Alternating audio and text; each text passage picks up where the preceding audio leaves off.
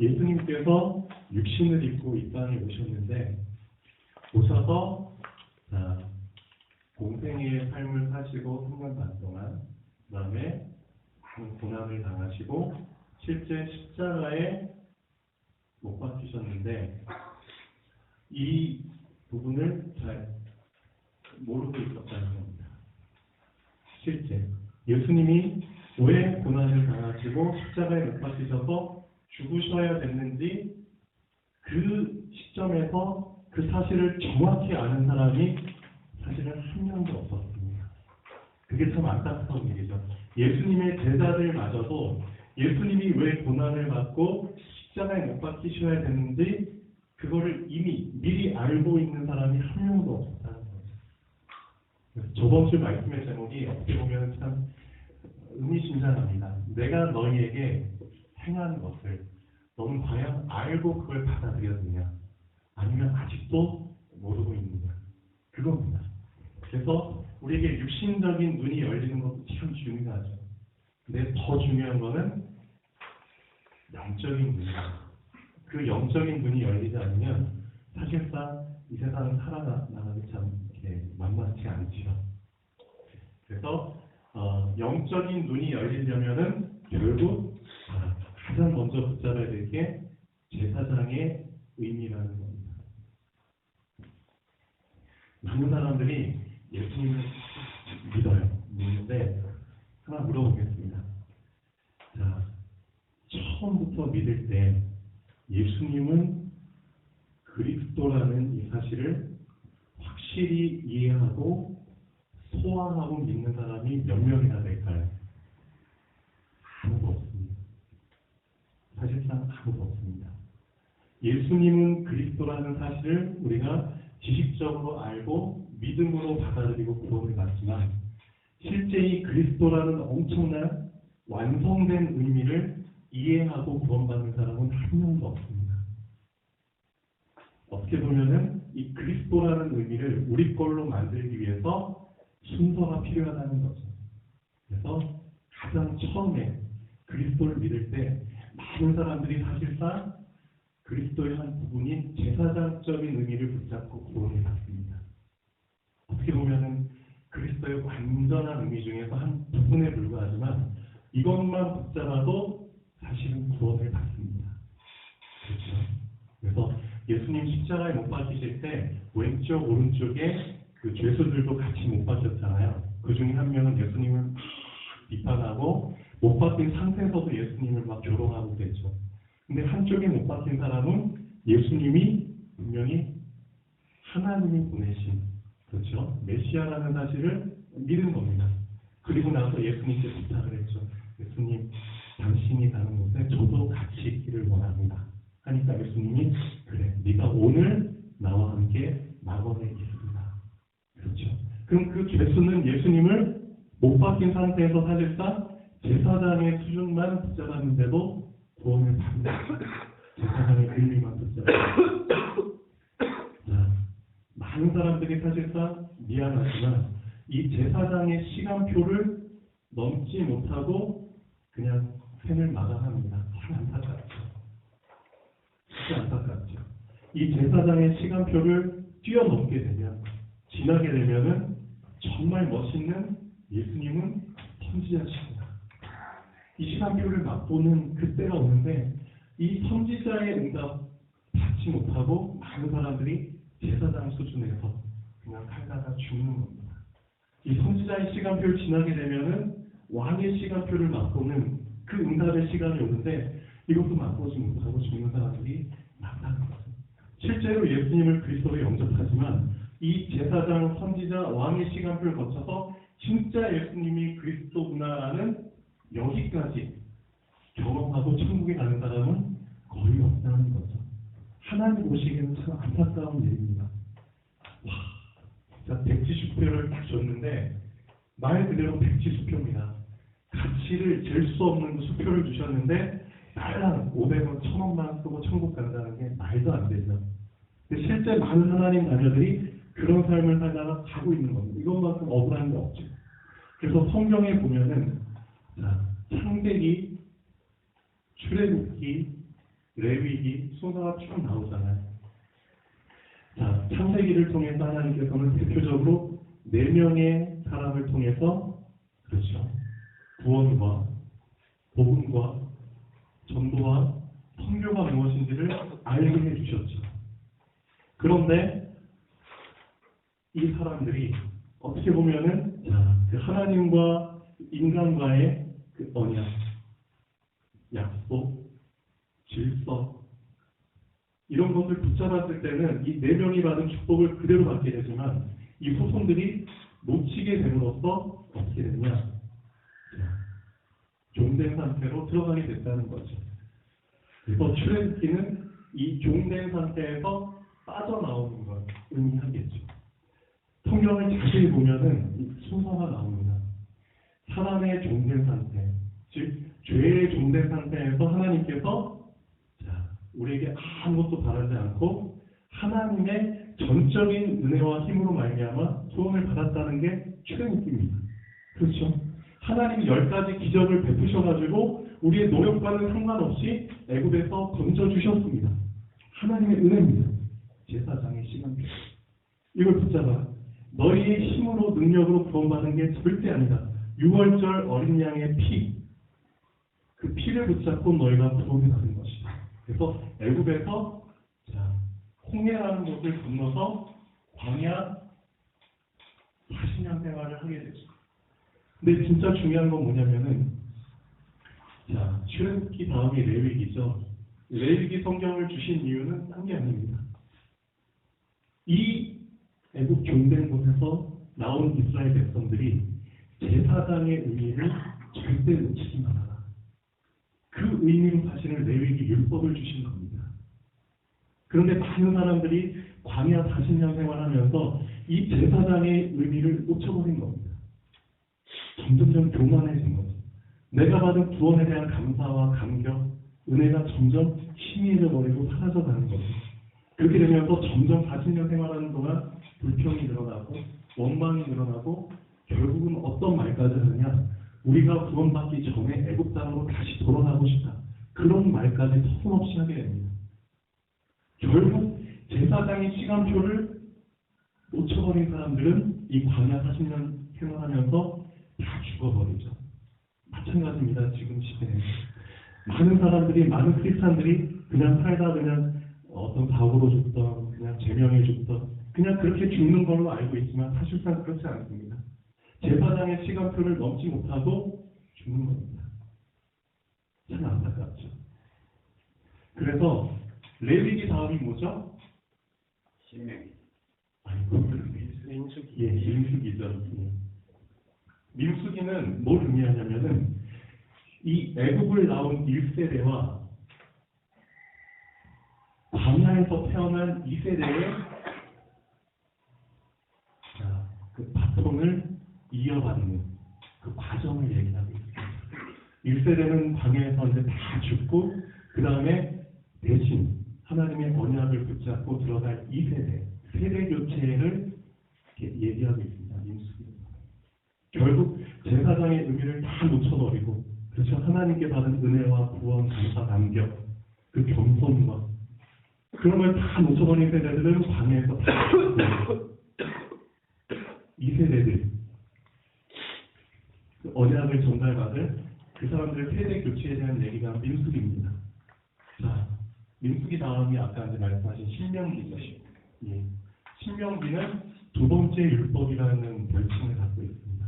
즉, 이 세대들, 하나님이 약속하신 가나안 땅에 들어간 이 세대들에게 다시 레위기 때 주셨던 율법을 확인해주는 말씀입니다. 신명기.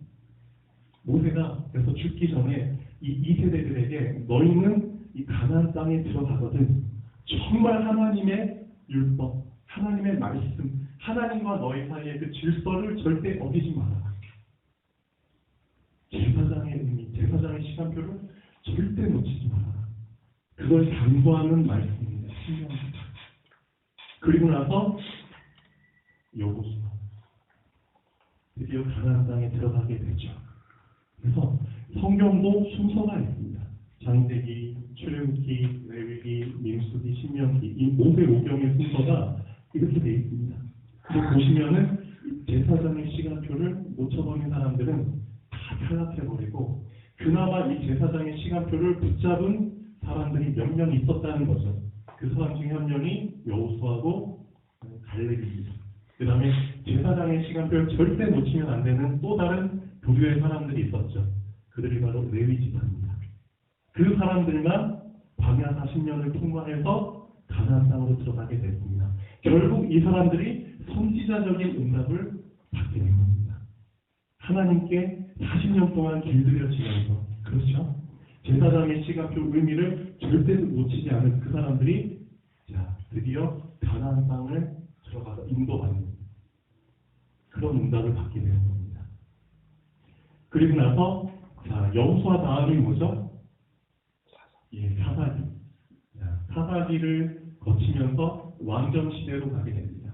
왕의 응답까지 하나님은 이렇게 성경을 인도하고 계십니다. 지금도 마찬가지입니다. 한 사람이 구원을 받게 되면은 이 과정을 거치게 되는데 이걸 제대로 거치면서 온전한 그리스도까지 경험하고 천국에 가는 사람이 없다는 거죠. 거의 없다는 거죠. 그래서 나만큼은 진짜 나만큼은 하나님 제가 천국 가기 전까지 이거를 정말 경험하고 온전한 그리스도를 내가 사는 동안에 한 번이라도 경험하고 하나님 앞에 가기를 원합니다. 그런 소망이 있으면 좋겠습니다. 오늘 말씀은 작은 자죠. 이 작은 자는 바로 이 시간표 속에 머물러 있는 자입니다. 작은 자다. 자, 그래서 저번 주에 요한복음에 대해서 잠깐 정리를 했습니다. 예수님도 마찬가지입니다. 공생의 삶을 시작하시면서 이 순서로 제자들을 인도하셨죠. 요한복음 1장에서 12장까지 제사장, 선지자, 왕에 대한 부분을 막 보여주셨죠. 근데 아직 제자들이나 사람들은 그 부분이 정리가 안 된 겁니다. 그냥 어느 마을에 가서는 이런 능력을 행하시고 어느 곳에 가서는 이런 말씀을 전하셨어요. 그러니까 그냥 정리 안 된 상태로 계속 그냥 주입된 겁니다. 제자들 마음속에. 그리고 나서 예수님께서 이제 돌아가시기 전날, 십자가에 못 박히시기 전날 요한복음 13장부터 이제 하나씩 정리를 해주십니다. 저번 주부터 오늘까지 요한복음 13장 제사장에 대한 부분을 정리를 해주십니다. 나는 제사장으로 왔다. 제사장의 시간표에 너희가 붙잡아야 될 것들은 이런 것들이다. 어떤 것들을 붙잡아야 됩니까? 너희는 큰 자가 아니다. 너희는 작은 자다. 내 자신이 아직도 작은 자인지 큰 자인지도 모르는 사람들이 많죠. 그 사람들은 솔직히 말하면 제사장의 의미를 놓친 사람들입니다. 예수님이 이런 말씀을 하셨습니다. 마태복음 7장 3절에서 5절까지 한번 보시죠. 꼭 기억해야 되고 언제나 내 자신을 존경해야 될 말씀입니다. 마태복음 7장 3절에서 5절까지 자, 한번 다 같이 읽어보실까요?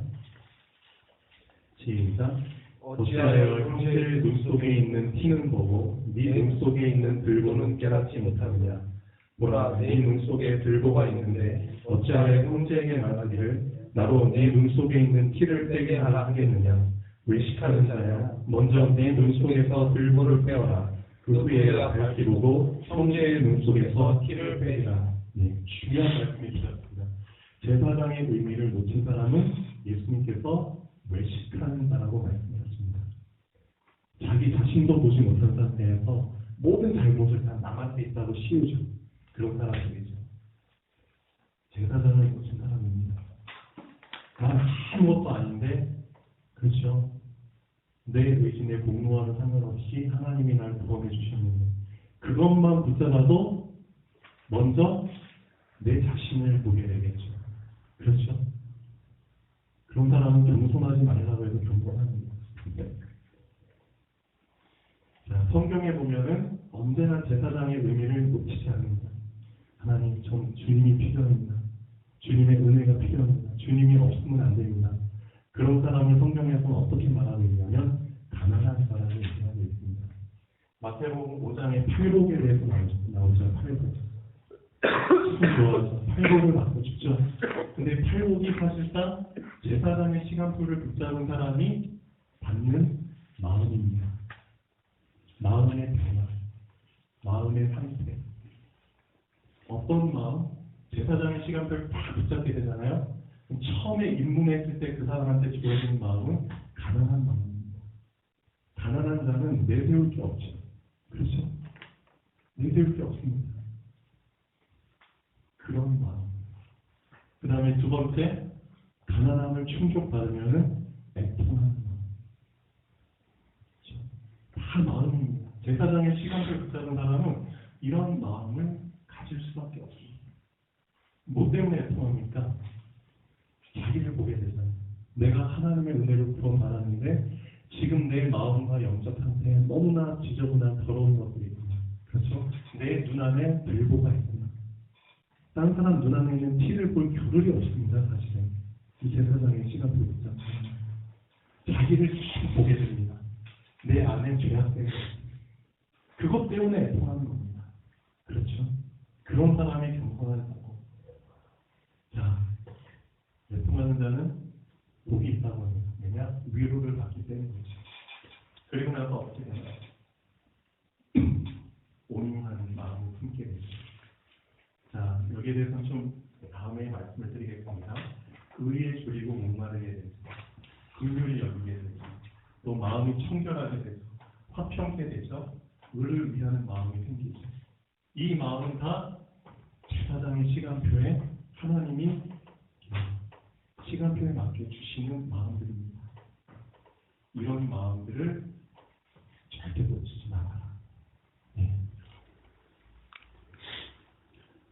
이 마음을 품고 시간표가 됐을 때 선지자의 길을 가게 되는 겁니다. 전에 제가 말씀드렸죠. 선지자 어떻게 보면 엄청난 응답의 시간표입니다.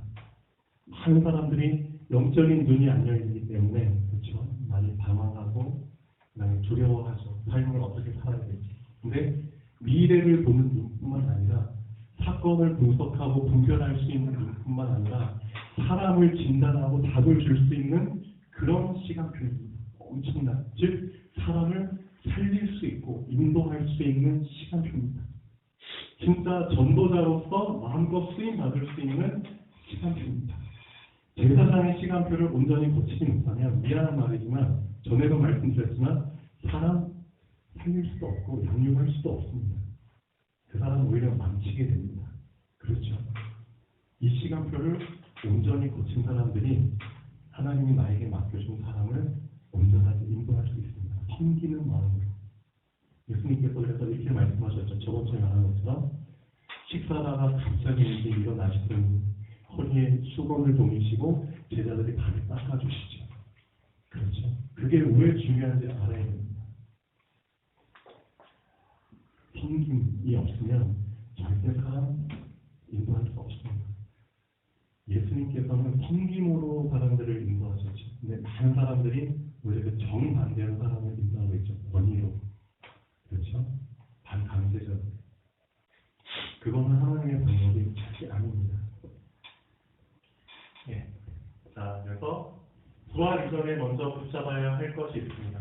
오늘은 부활주일입니다. 근데 많은 사람들이 또 부활만 생각을 하죠. 부활, 와, 능력, 사망을 이긴, 멋있죠? 왕의 어떤 그런 부분들이 막 생각나죠. 이것만 붙잡으면 안 된다는 거예요. 정말 온전한 부활을 붙잡으려면 부활 이전의 것을 먼저 붙잡아야 된다는 겁니다. 그렇죠? 부활 이전의 것을 놓치면은 아무리 부활 잘하도 한 일부만 붙잡은 겁니다. 예수님의 태어나심, 이걸 먼저 붙잡아라. 왜 하나님께서 굳이 육신을 입으시고 이 땅에 오셨는가? 그 의미 먼저 붙잡아라. 그리고 예수님이 어떤 삶을 사셨는지 그 삶을 먼저 붙잡아라. 그리고 예수님이 왜 고난을 자청하셨는지 그 의미를 먼저 붙잡아라. 그리고 예수님이 사람을 다 멋있게 죽고 싶어 하는데 가장 비참한 방법으로 조롱받으면서 가장 힘들게 죽으셨는지 그 의미를 먼저 붙잡아라. 그리고 나서 부활을 붙잡는 거다. 근데 앞에 거는 들어가 버리죠. 그렇죠?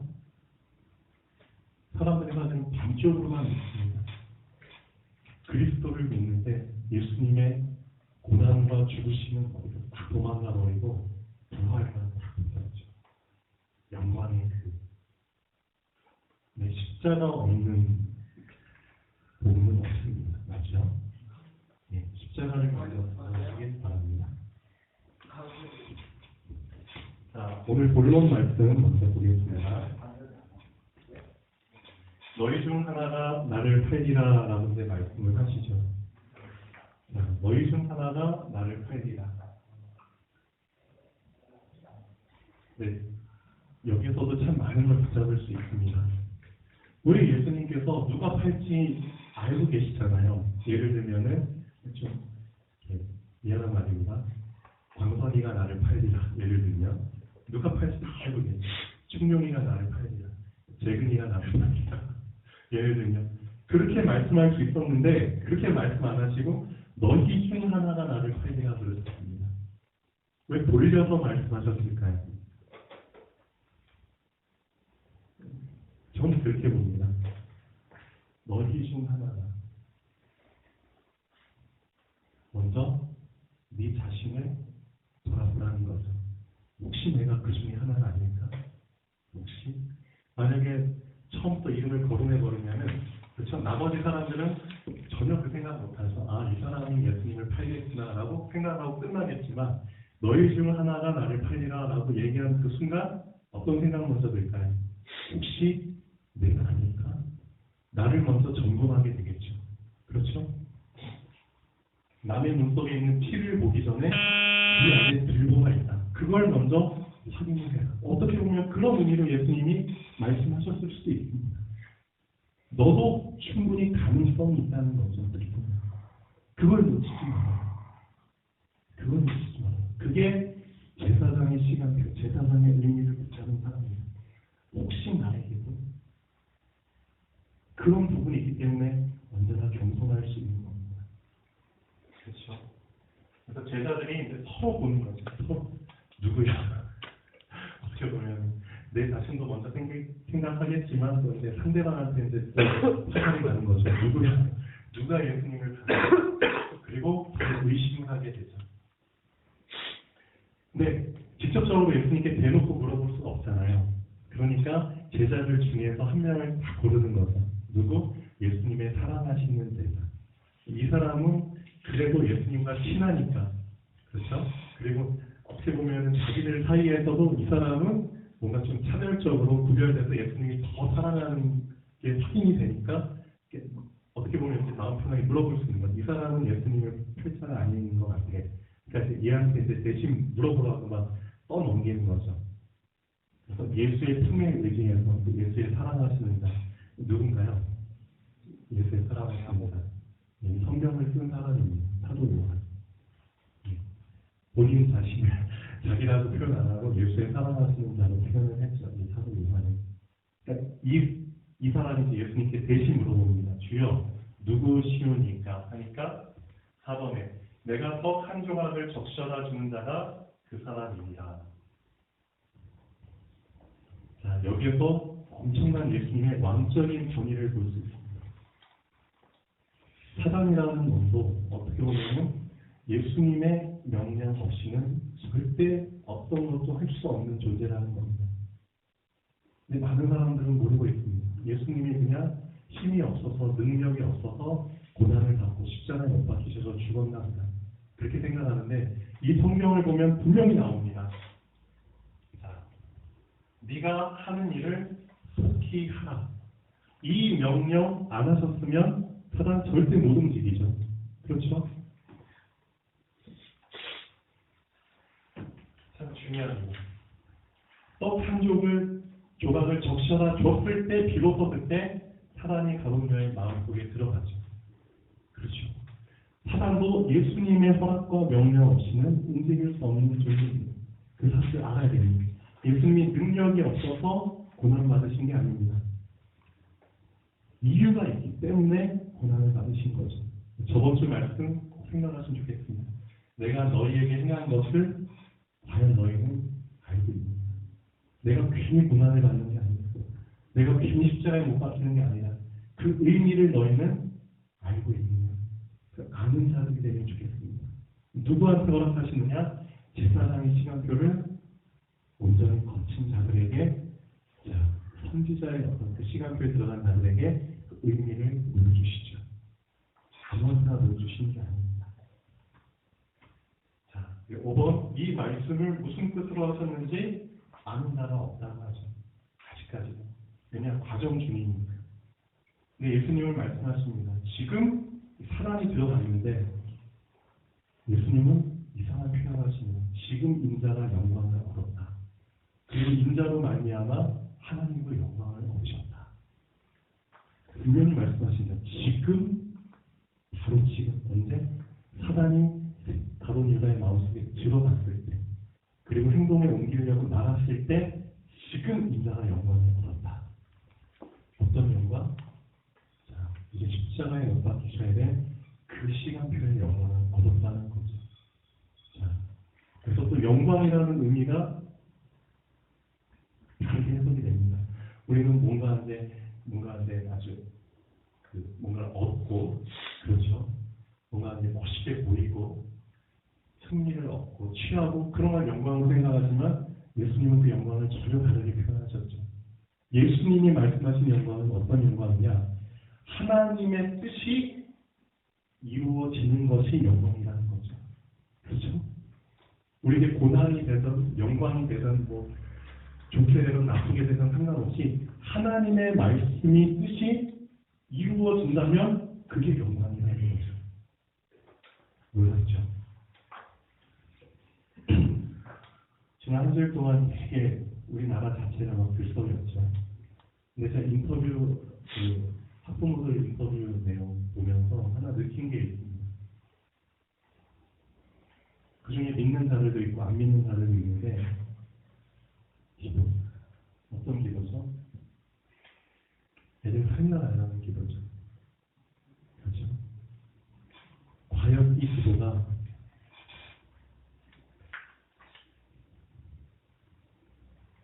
참 많은 생각을 해봅니다.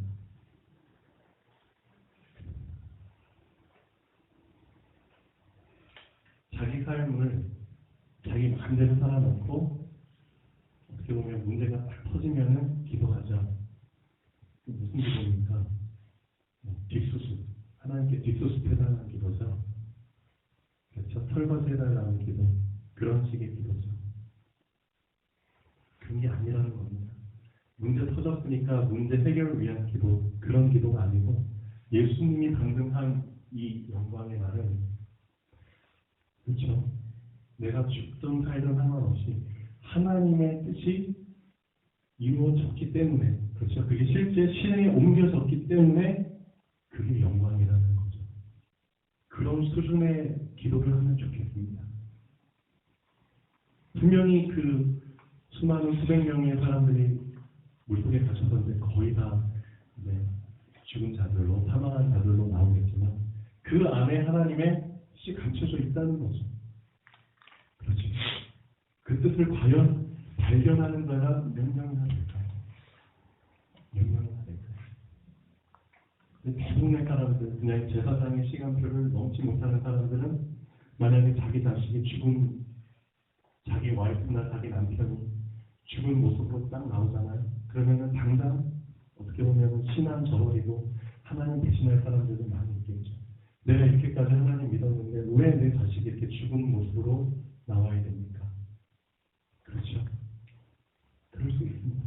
지금 많은 사람들이 어떻게 보면 작은 자의 수준으로 신앙생활을 하고 있다는 거죠. 작은 자는 모릅니다. 왜 이런 일이 일어나니?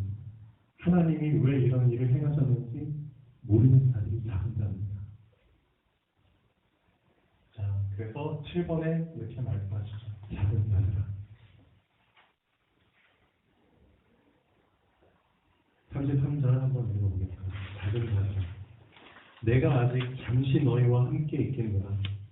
너희가 나를 찾을 것이나 일찍이 내가 유대인들에게 너희는 내가 사는 곳에 올 수 없다고 말하는 것과 같이 지금 너희에게도 이르노라. 내가 가는 곳을 너희는 지금 갈 수 없다. 왜냐? 너희의 지금 영적 상태, 육적 상태는 작은 자의 상태이기 때문이다. 내가 갈 수 있는 곳에는 큰 자들이 가는 것이다. 지금 그렇게 하는 거지. 작은 자의 수준을 뛰어넘어서 큰 자가 됐을 때 비로소 갈 수 있는 길이라는 거지.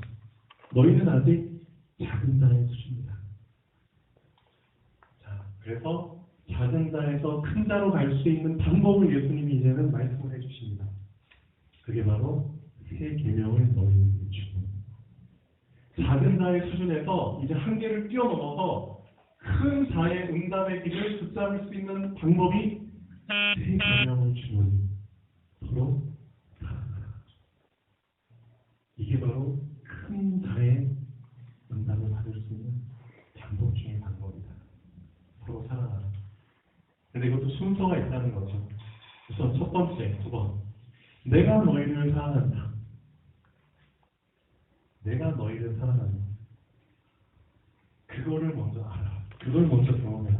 아, 예수님이 우리를 정말 사랑하시는구나. 어느 정도까지? 자기의 목숨을 버려서, 그렇죠, 우리를 구원할 정도까지 예수님이 나를 사랑하시구나. 이게 순서라는 거죠. 이 사랑을 먼저 알아라. 이 사랑을 먼저 경험해라. 그리고 나서 다음 순서, 이같이 너희도 서로 사랑하라. 그게 다음 순서다. 그렇게 되면은 모든 사람이 알게 된다. 알게 된다는 거죠. 그리고 나서 인정을 하게 된다. 너희는 바로 내 제자라는 거예요.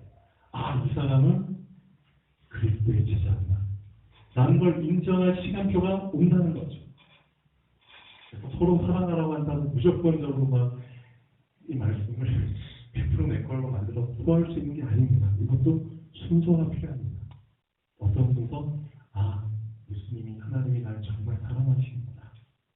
이걸 마음껏 만끽하고 누릴 수 있는 간 시간표, 제사장의 시간표. 그렇죠? 그리고 나서 이 사랑을 가지고 상대방을 사랑할 수 있는 겁니다. 억지로 사랑하라고 한다고 되는 게 아닙니다. 그렇죠? 이 순서를 꼭 지켜라. 그 사람이 작은 자에서 큰 자로 넘어갈 수 있는 자이다. 10절에 보시죠. 작은 자. 내가 가는 곳에 지금은 따라올 수 없는 자라는 거죠. 그렇지만 베드로야, 걱정하지 마라. 네가 지금은 작은 자지만 후에는 따라오리라. 나중에 큰 자가 된다는 거죠. 결론 한번 보겠습니다. 자, 본인이 작은 자라는 사실을 모르는 베드로, 우리도 이런 말을 하겠죠. 주여, 이런 식으로 막 예수님께 반문할 수 있죠. 내가 지금은 어찌하여 따라갈 수 없습니까? 예를 들면 이런 거죠. 우리가 막 기도해 하나님께 응답 달라고, 뭐 달라고. 하나님 안 주시죠. 우리는 또 반문합니까? 반문하잖아요. 하나님 왜 저한테 이런 응답 안 주십니까? 저 응답 주시면 이렇게 할 수 있습니다. 주님 위해서 이렇게 살 수 있습니다. 주님 위해서 이렇게 복음 전도를 위해서 할 수 있습니다. 라고 막 반문하잖아요. 어찌하여 왜 따라갈 수 없습니까? 저 주님 위해서 목숨 버릴 정도까지 저 지금 돼 있습니다. 라고 똑같습니다. 근데 자, 예수님은 말씀하시죠. 베드로가 작은 자라는 이유를 말씀해 주십니다. 네가 나를 위하여 목숨을 버리겠느냐? 예를 들면 이런 거죠.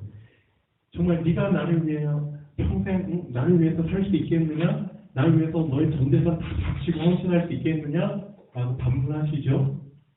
이유를 말씀하십니다. 내가 진실로 너한테 이르노니 다 몰기 전에 네가 3번 나를 부인하리라. 이런 표현이죠.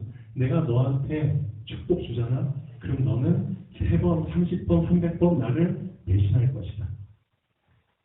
그렇지?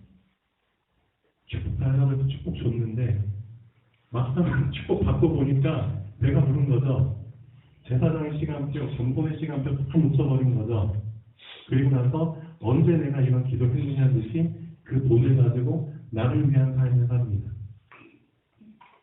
하나님은 알기 때문에 안 주시는 겁니다. 그렇죠? 그래서 베드로의 질문과 예수님이 베드로에게 했던 답, 그거를 나에게 적용시켜 보십시오. 진짜 나에게. 나도 똑같은 겁니다. 그렇기 때문에 주님이 나에게 응답을 지금 안 주시는 거다. 분명히 나에게 주시겠지만 내가 이 제사장의 의미와 시간표를 제일 붙잡았을 때 이 과정을 제대로 지나쳤을 때, 그렇죠? 거쳤을 때 하나님은 나에게 주신다는 거죠. 그래서 오늘 말씀의 제목을 한번 한 주일 동안 잘 붙잡으면 좋겠습니다. 나는 과연 작은 자인가 큰 자인가. 기도하겠습니다.